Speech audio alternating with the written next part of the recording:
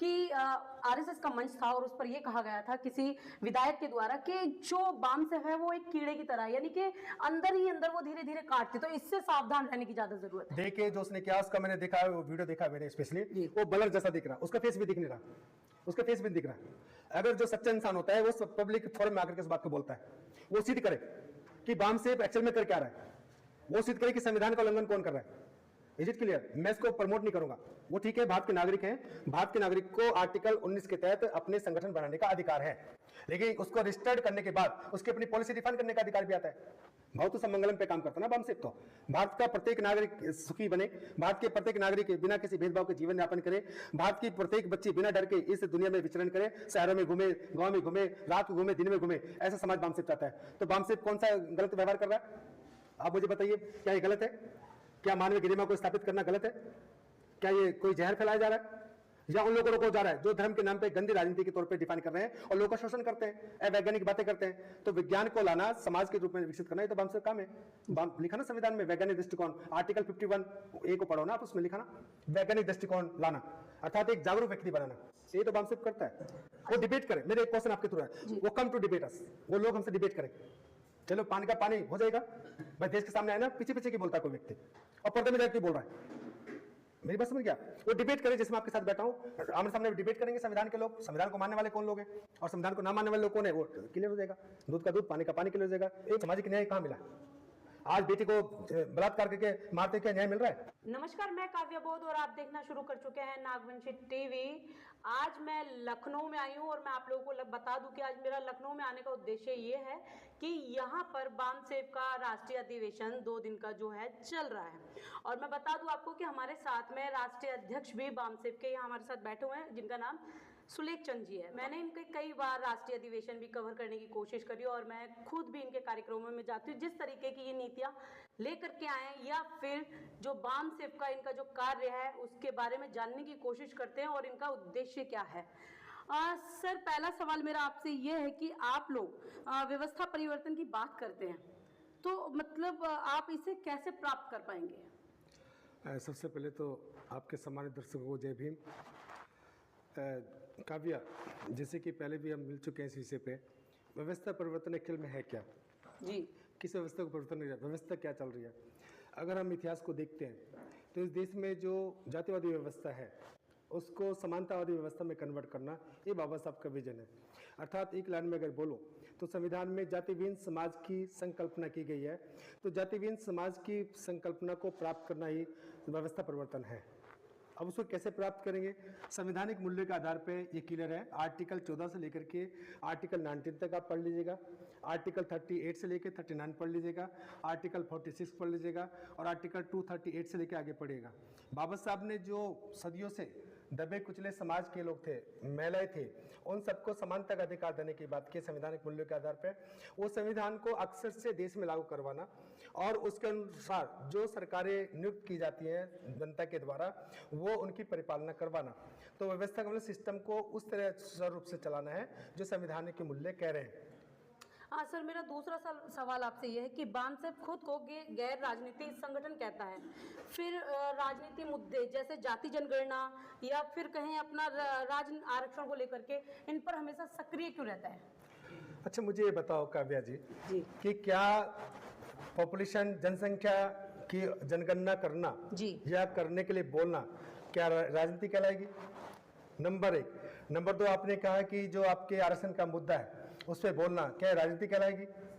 ये तो संविधान में निहित मूल्य है कि जो SC ST OBC को जिसको संविधान डिफाइन करता है उनके जो सामाजिक और संवैधानिक अधिकार हैं उनकी जागृति करना, उनको सचेत करना, उनको अवेयर करना, ये तो हमारा संवैधानिक कर्तव्य है जी।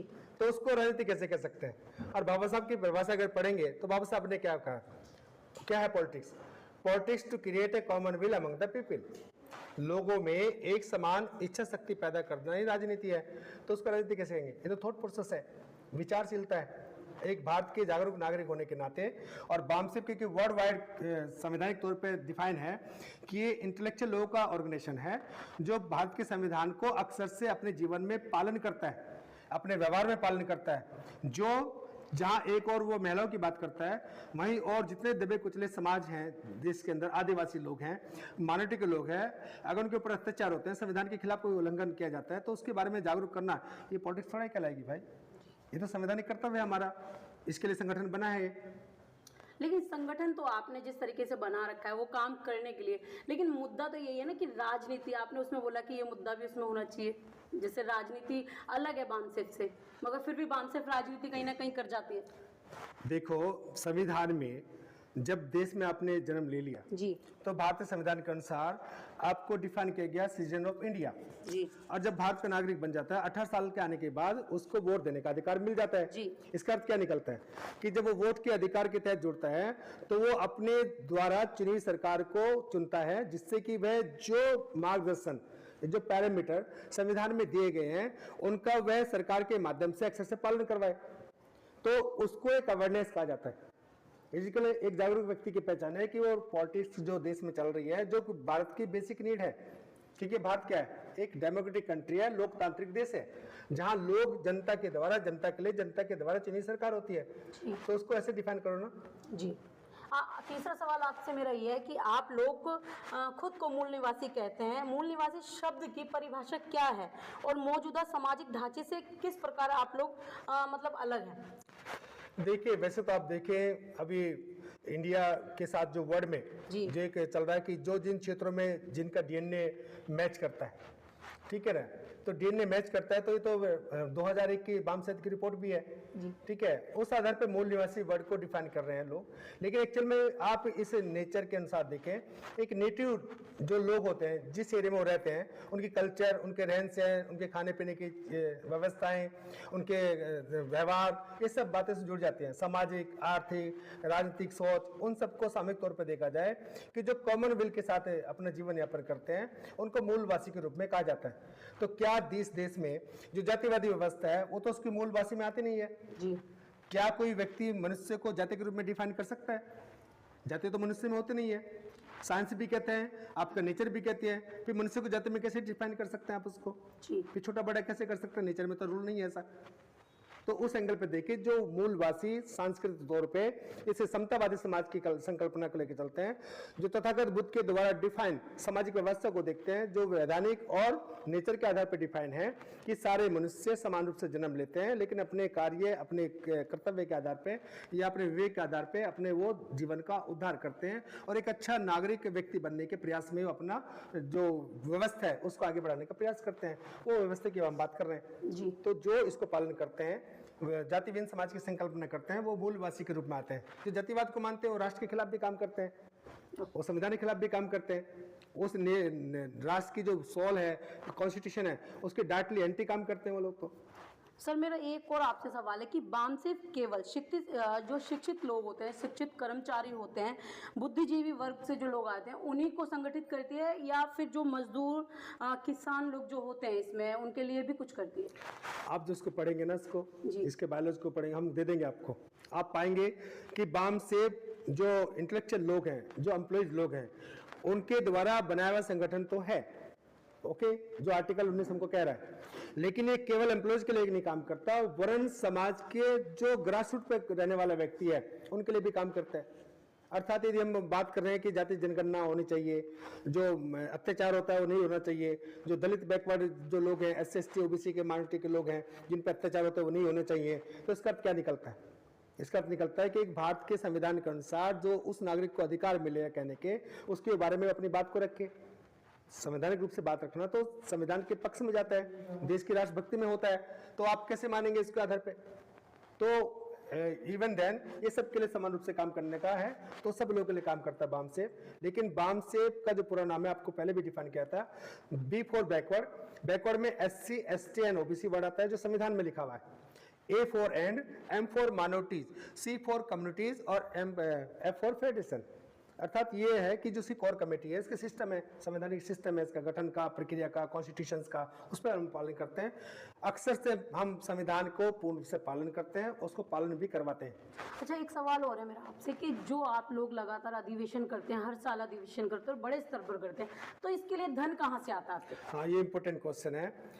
आपका देखा ना, बाम सेफ एम्प्लॉयज ऑर्गेनाइजेशन है जी कि जो बाबा साहब के संविधान के अनुसार जो हमारा राइट है, जो अधिकार है, जो हमने ज्ञान प्राप्त किया, उस ज्ञान के आधार पे जो हमने सरकार के जो हम गठन करते हैं हम लोग, सरकार किसी व्यक्ति की तो होती नहीं है, सरकार तो जनता की भारत की है सरकार तो उसके द्वारा जो संविधान में अधिकार निहित है, उन अधिकारों को आधार मान करके जो भी हमको आरक्षण के आधार पर जो अपॉर्चुनिटी मिली, जो अवसर मिला और वहां से अर्निंग सोर्स मिला, उस समाज को जिसके गले में हांडी बांधी जाती थी, पीछे झाड़ू बांधी जाती थी, जिसके सामान्य जीवन के अधिकार भी बिल्कुल बैन किए हुए थे, वो संविधान के आने के बाद अवसर से जुड़ गया।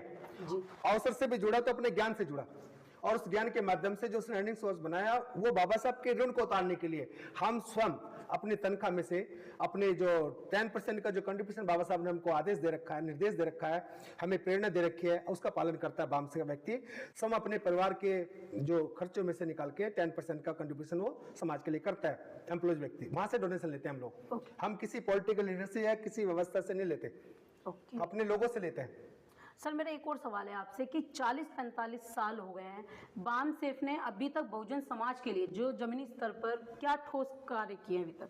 आपको स्पष्ट दिख रहा होगा, संसार के हर कोने में बाबा साहब की आइडियोलॉजी जा चुकी है। संसार के विकसित कंट्री बाबा साहब की प्रतिमा लगा करके अपने आप को गौरवान्वित महसूस करते हैं। संसार के लोगों ने बाबा साहब को द सिंबल ऑफ नॉलेज घोषित किया, अर्थात ज्ञान का प्रतीक, जो आज तक बुद्ध के बाद किसी को मिला भी नहीं है। Is it clear? इसका मतलब है कि जो आज देश के राष्ट्रपति से लेकर के, प्रधानमंत्री से लेकर के, मुख्यमंत्री से लेकर के, ब्यूरोक्रेट से लेकर के, जो समतावादी समाज की संकल्पना में अपना जीवन यापन कर रहे हैं और अपने एफर्ट से इस देश को उन्नति को ले जाने का प्रयास कर रहे हैं, ये सब किसकी देन है? जी, ये बाम सेफ की देन है, ये विचार की देन है।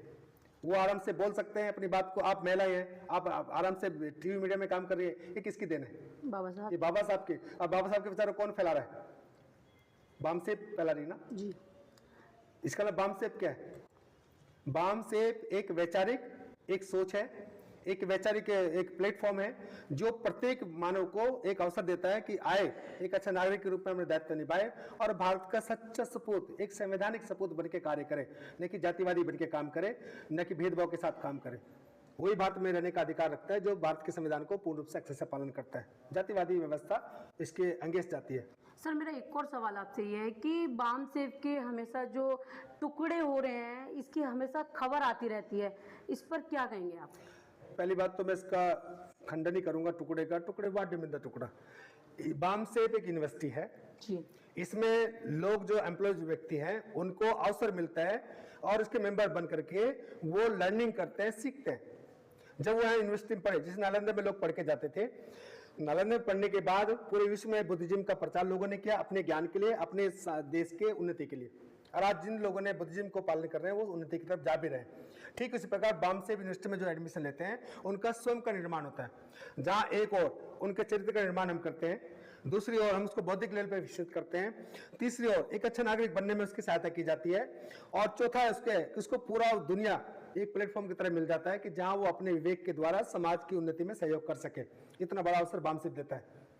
आप इसको गहरा से देखिए आप तो बाम सेफ को इसलिए इंटेलेक्चुअल लोग पर जोड़ा जाता है कि इंटेलेक्चुअल व्यक्ति है, उसके पास मनी है, माइंड है उसके पास, और उसके पास समय भी है। एक गांव का गरीब आदमी जो सुबह उठता है, घर में उसके खाना आएगा नहीं आएगा, उसको ये भी पता नहीं होता है, वो कैसे अवसर ढूंढेगा? उसके लिए तो हमें अवसर देने ना, उसके लिए कौन काम करेगा? उसके लिए तो हम एम्प्लॉयज लोग काम करेंगे ना।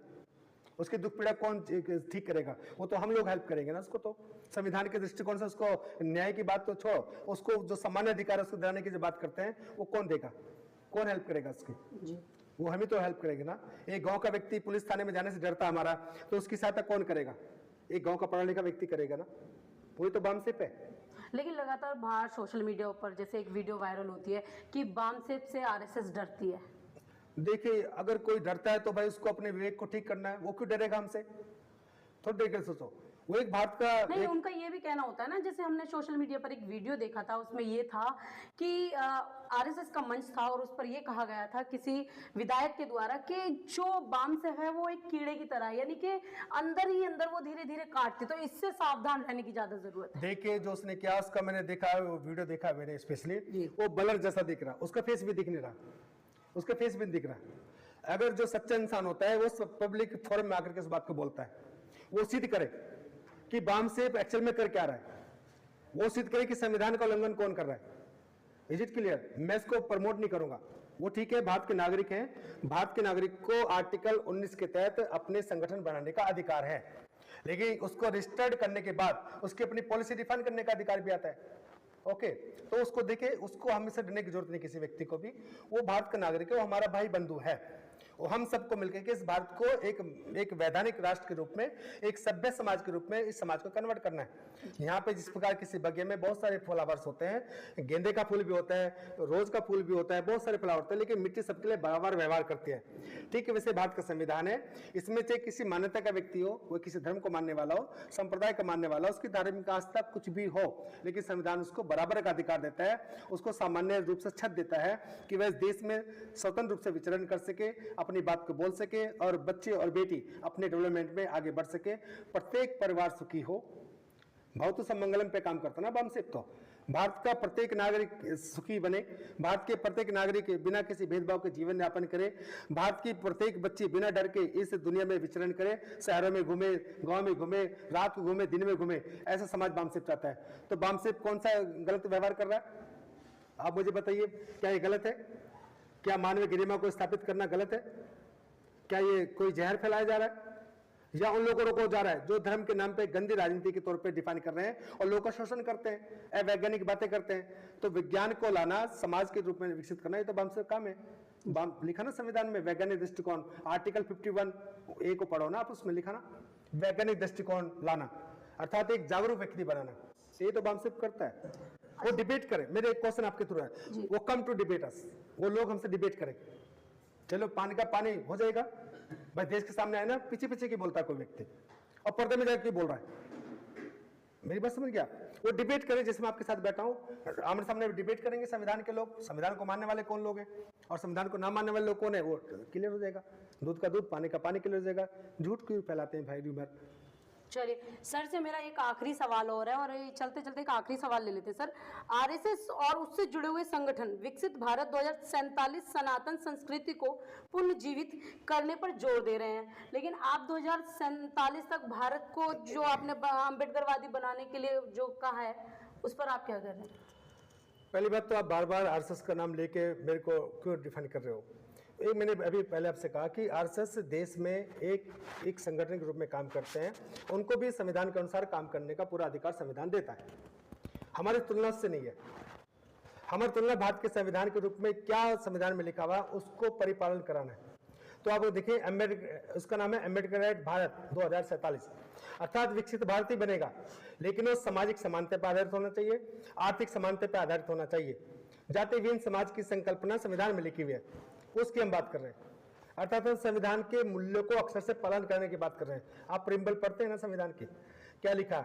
हम भारत के लोग भारत को एक संपूर्ण प्रभुत्व संपन्न, पंथनिरपेक्ष, है ना, समाजवादी, लोकतंत्रात्मक गणराज्य बनाने के लिए तथा इसके समस्त नागरिकों को सामाजिक, आर्थिक, राजनीतिक न्याय की बात की गई है, विचार, व्यक्ति, विश्वास, धर्म, उपासना की स्वतंत्रता, प्रतिष्ठा, अवसर की समता प्राप्त कराने के लिए तथा उन सब में राष्ट्र की एकता एवं अखंडता सुनिश्चित करने वाली बंधुता बढ़ाने के लिए आज तारीख 26 नवंबर 1949 मिति मार्ग शुल्क संवत 2006 को एता द्वारा इस संविधान को आत्मर्पित, अधिनियमित और अंगीकृत करते हैं। ये संविधान की मूल भावना है। तो संविधान की मूल भावना को तो बामसेब देश की बात कर रहा है। सामाजिक न्याय कहाँ मिला? आज बेटी को बलात्कार करके मारते क्या न्याय मिल रहा है? नहीं। ये देखो ना, मैं किसी सरकार की बात नहीं कर रहा हूँ, ये समाज की प्रॉब्लम है। समाज को क्या सबकी बेटी बराबर समझना चाहिए ना उसको, तो जब सबकी बेटी बराबर है तो उसको सजा संविधान के तहत देना चाहिए। गवर्नमेंट सबकी होती है, गवर्नमेंट किसी व्यक्ति की नहीं होती, किसी विचार की नहीं होती, वो संपूर्ण भारत के संविधान अनुसार पालन करने वाले होते हैं। मैं अपील करूंगा आपके माध्यम से कि हम सब मिलकर एक सभ्य समाज बने, एक संवैधानिक भारत बनाना मेन मकसद है हमारा, जो ऑलरेडी काम भी कर रहा है, भारत इसके रूप में आगे बढ़ भी रहा है और देश विदेश में नाम विकसित करने का रास्ता बना भी रहा है। लेकिन हम चाहते हैं कि इसमें सामाजिक समानता, आर्थिक समानता और आपका जो सामाजिक न्याय की भूमिका है वो मूल रूप से दिखनी चाहिए, जो अभी इसकी बहुत कमी है, जो दिखाई नहीं दे रही है, उसको पूरा करना ये एक संकल्पना है। संविधान को पूरे अक्षर से पालन कराना ही 2047 का विजन है। यानी कि 2047 तक आप लोग भारत को अम्बेडकरवादी बना देंगे। अम्बेडकरवादी इन द सेंस की संवैधानिक रूप में जो बाबा साहब the chief architect of the Indian constitution है ना, वो तो जी जो अब देखा ना कि क्या कल्चर में संवैधानिक लिखा ना कि सारे धर्मों को लिखा नहीं पढ़ा मैंने आपको भी कि सब धर्मों को समानता का अधिकार दे रखा, स्वतंत्रता का अधिकार मिला हुआ। वो सब अपने अपने एरिया में अपने काम करें और समाज के मूल्यों को पालन करें, संविधान के मूल्यों को पालन करें, किसी के साथ भेदभाव न करें, किसी के साथ उत्पीड़न न करें, सारे मिलकर सबके घर में चूल्हा जले भाई, सबके घर में शांति का व्यवस्था बने, हर बच्चा हर परिवार अपने बच्चों को आगे बढ़ाना चाहता, सबको अवसर मिले। कोशिश तो सरकार भी करती है, ऐसा नहीं मैं कह रहा हूँ, लेकिन इसमें समाज को भी आगे आना पड़ेगा कि समाज के लोग मिलकर के जातिवादी व्यवस्था को समाज पर्कुलेट करता है वो उसको रोके, अच्छे लोग वहां से निकल के आए, वो भी समाज के लिए आगे बढ़े, चाहे वो सामान्य वर्ग का व्यक्ति क्यों ना लिखता हो अपने आप को। पहली बात तो ये वर्ग का डेफिनेशन निकलता है, वो भारत के नागरिक के रूप में काम करे और भारत के प्रत्येक व्यक्ति के रूप में अपना दायित्व को पालन करे, ये हम कहना चाहते हैं। चलिए, मेन उद्देश्य जो बामसेफ के कार्य या उद्देश्य जो हमेशा लगातार रहते हैं, आज सर से जानने का सिर्फ ये इतना प्रयास ये था कि जो लगातार बामसेफ पे उंगली उठाते हैं या फिर वो टुकड़ों में बंटते हुए नजर आते हैं। आज कहीं ना कहीं मैंने बहुत सारी बामसेफ देखी, लेकिन एक ही जो बामसेफ है ये अलग ही तरीके से काम करते हुए नजर आ रही है और कहीं ना कहीं इस बामसेफ ने एक जो कार्य है अलग किया भी है। अगर आप हमारे चैनल पर नए हैं तो चैनल को सब्सक्राइब करें, वीडियो को ज़्यादा से ज़्यादा शेयर करें, और अगर आप हमारे चैनल पे अभी तक नहीं आए हैं तो प्लीज़ चैनल को ज्वाइन जरूर करें। धन्यवाद। जय भीम, जय संविधान, जय प्रबुद्ध भारत।